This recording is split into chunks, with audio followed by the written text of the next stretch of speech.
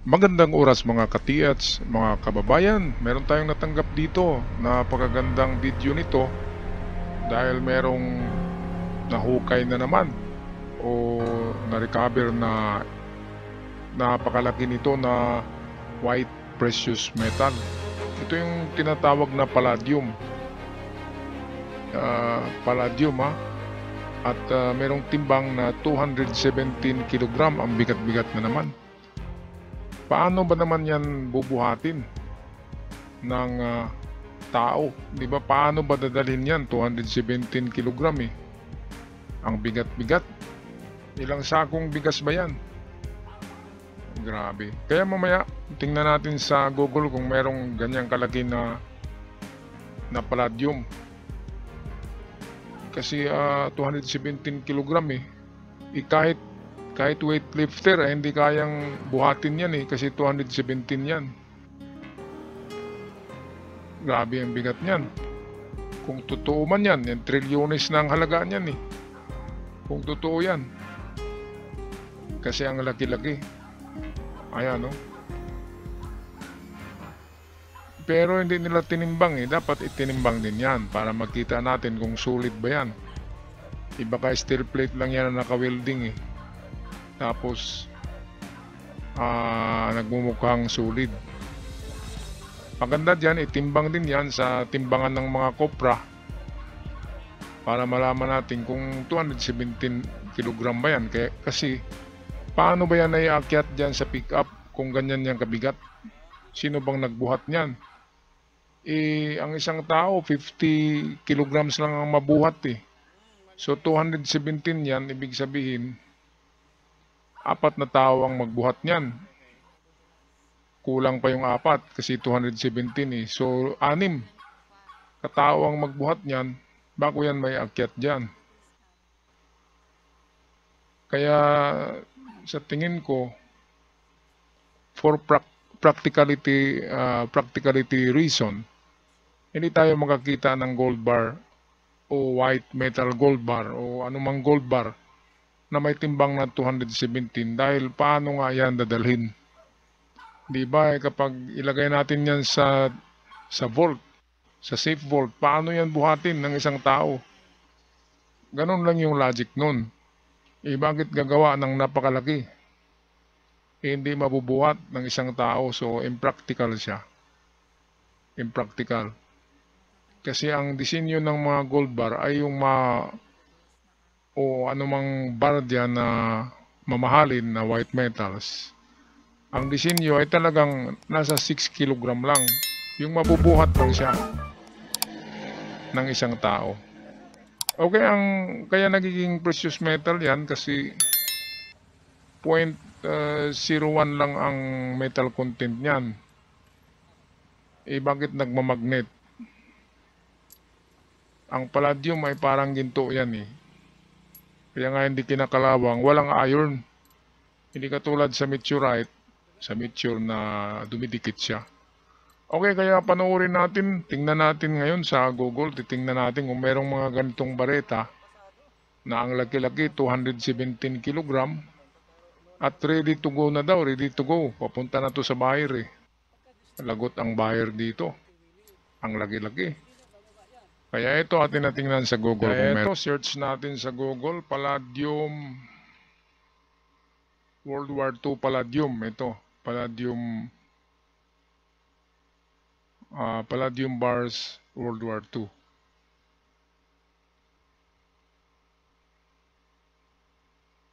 So, ito nga.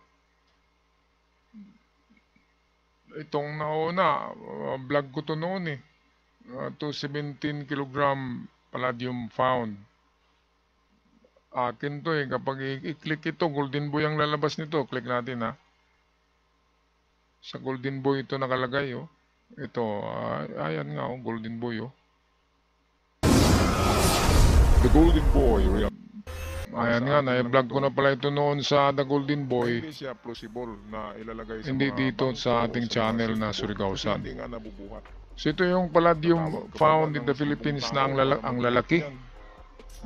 Okay, balik tayo sa ano natin, sa search kanina ito. So ito yung mga totoong mga size ng palladium bars. Itong ganito kalaki oh. Ayan. So meron lamang siyang ilang kilo ba ito? Ito nasa 6 kilos lang to eh. Ang palladium may parang ginto din yan. Merong marka yan na 99.99. Pure palladium.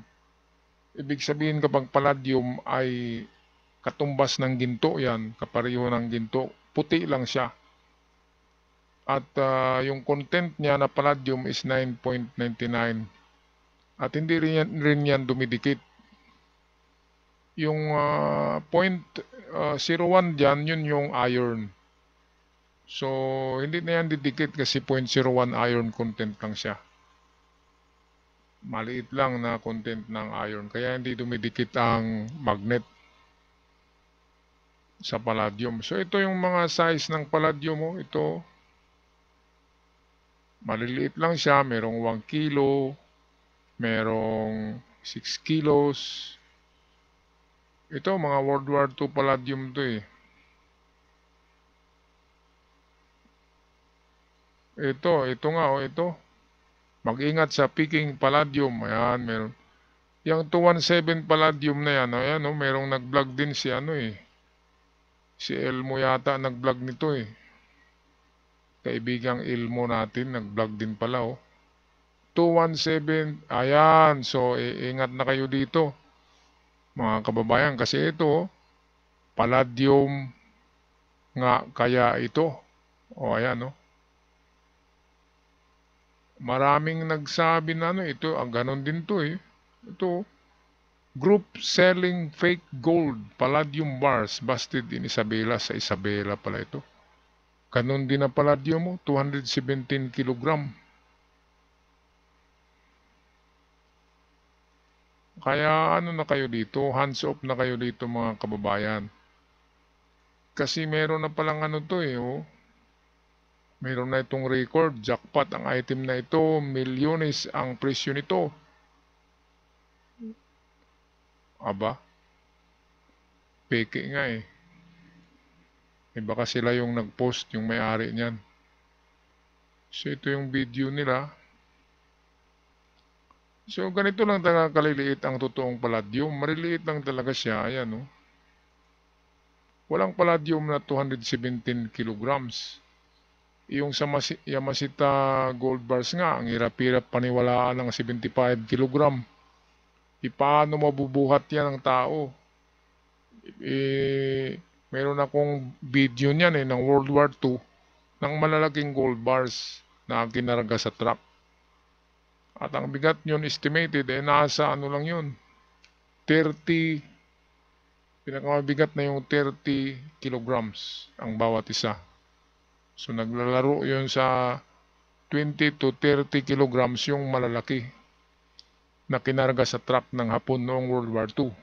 Meron tayong video niyan. O, try ko pag ano ito, try natin pagtingin yung video ng pinakamalaking gold bar na Yamashita gold bars. So, confirm mga kababayan na medyo scam itong video na to. Lahat nagsabi scam eh.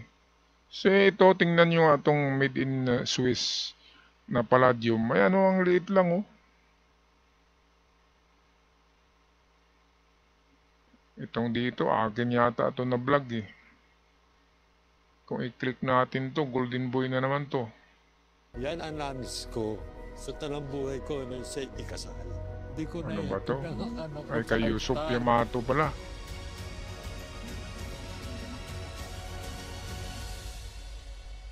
Yusuf. Kumusta na kaya si Yusuf? So, ayan. Ingat lang kayo dyan sa kalakal nyo, mga kababayan. Kapag ganyang kalaki na palladium,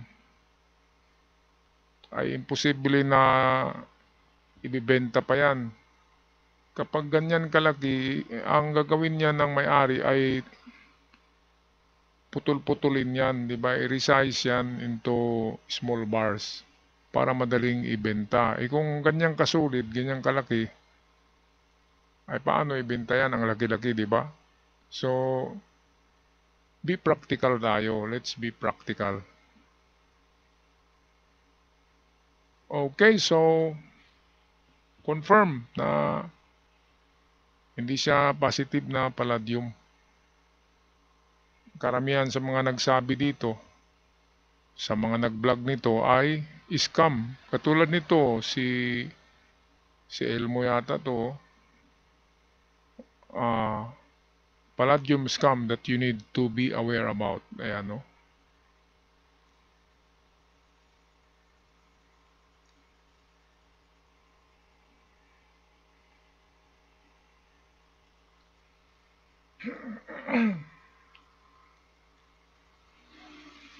So, para malaman natin ang totoong palladium, type natin what is palladium. Okay, ito type natin to ha. Then tingnan natin sa all. AI overview ito, galing sa AI. Palladium is a rare silvery white lustrous metallic element with symbol PD and atomic number 46. It's part of the platinum group of metal. So, parte siya ng platinum. Ibig sabihin, kasing mahal siya ng ginto. Pero mas madaling ibenta ang ginto kaysa palladium. Pero magkapareho lang sila ng presyo. Minsan, mahal pa tong palladium. Pero konti lang ang bumibili ng palladium. Kasi hindi nga siya matanggap sa pawn shop eh. Kaya ang hirap-hirap ibenta ng palladium. Palladium is used in various applications, most notably catalytic converters, jewelry, electronics, and as a catalyst in chemical process. Ginagamit yata to sa ano, yung pangpakintab ng mga, halimbawa, yung mag-chrome. Ginagamit sa industry, pampakintab ng mga, yung parang parang pipinturahan o ano bang tawag nito, itong itubog, pang-coated or coating, pang-tubog, pang-pakintab. Kagaya rin siya ng nickel na ginagamit sa pag-chrome, pang-pakintab ng mga metal. So ginagamit talaga siya sa ano, sa industry ang palladium. Mahal ito. Mahal ang palladium. At very rare siya, rare, hindi katulad ng ginto na marami. Kaya mahal siya. So ito, most palladium is a catalytic converters. So ginagamit talaga sa ano, sa industriya ng mga metal, pampakintab. So ayan mga kababayan, ang maraming palladium ay Russia. Sa Russia ang pinakamaraming palladium. At ito yung kanilang ano palladium nila ay maliit lang na barita. Ito nasa ano lang yata to, 1 kilo. Maliliit lang. Itong dito nasa ano to, 3 kilograms. So ayan mga katiyats, nakita nyo na ang palladium na totoo na nag-circulate ay hindi ganon kalalaki. Sobrang laki naman nun. Sino ba nang maniwala niyan? Di ba? Paano bubuhatin yan ng hapon kung yan ay 200 kilograms? Paano yan ilagay sa seat bowl? Dapat maliliit konti para maniniwala ang mga tao. Alright, so kung magpaalam na, pag-comment sa ating comment section down below mga kababayan. Naniniwala ba kayo na totoong palladium ito? 217 kilogram? O ito'y scam lamang? Pag-comment sa ating comment section. At sa mga bago pa lamang, huwag kalimutan mag-subscribe. Malaking tulong para lalago ang ating treasure hunting channel. Hanggang sa muli, paalam!